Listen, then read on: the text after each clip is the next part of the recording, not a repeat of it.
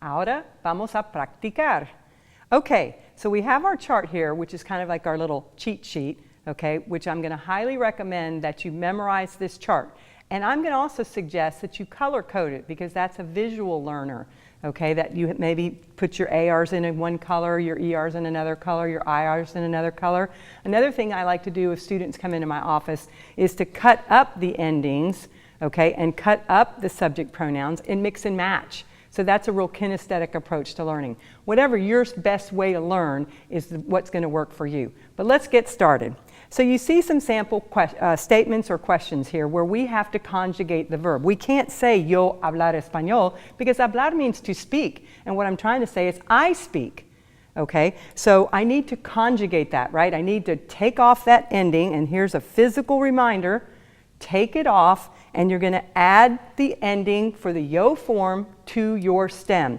So if you look at your cheat sheet, we identify that this is an AR verb, and we look right over here and we see that for the yo form, because that's my identified subject, I'm going to put an O on the end of my stem. And my new sentence will read, Yo hablo español. Now the really unique thing about Spanish, which we haven't talked about yet, is that you can omit subject pronouns. Unlike in English, you absolutely have to have a subject pronoun.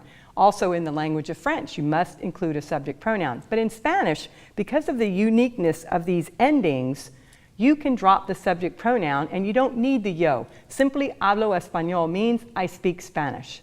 Okay? But as I tease my students, if you're writing a 50-word paragraph, yo gives you an extra word.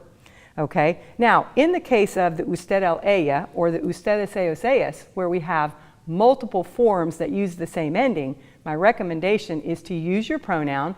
Once your subject is understood, then you can drop it. Okay, let's continue. Okay, Juan comer arepas. Remember, you cannot leave it comer. So look at your chart, and I want you to tell yourself which is the verb conjugation you're going to use for comer for a subject Juan. If you said come, you're absolutely correct. Because what you're going to do is you're going to drop your ER. Now you're down here because you're talking about Juan. See, you're not Juan. You're not talking to Juan. You're talking about Juan. So this is that third person singular. And my ending of my verb for a regular verb as an ER verb in the present tense is going to end in E. Okay, now we have nosotros vivir. So now we have to think, this is me in a group talking about myself. All right, I'll give you a couple of seconds. Did you guess vivimos? If you did, you're absolutely correct. Why? We're over here now on this chart. It's an IR verb, and imos is our nosotros ending. All right, our verb comer, but now our subject is tú. And remember, why are we using tú? Because we're talking to one person. We're also looking at it from an ER verb standpoint. So which of these endings are you going to choose? Claro, comes, not comas. Remember, AS is for our AR verbs, and what kind of verb is comer? It's an ER infinitive. And last but not least, we have a plural subject here. So what I like to do in my class is I say, it's like chocolate on a diet. So if you see that your subject is plural, cover up your singular side of your chart. And now you're only dealing with two forms of each type of infinitive. Okay? So since we're dealing with an IR verb, we have a choice between vivimos and viven.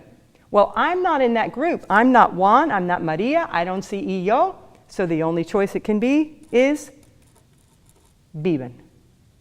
¿Listos? Let's get ready for the next lesson. Hasta luego.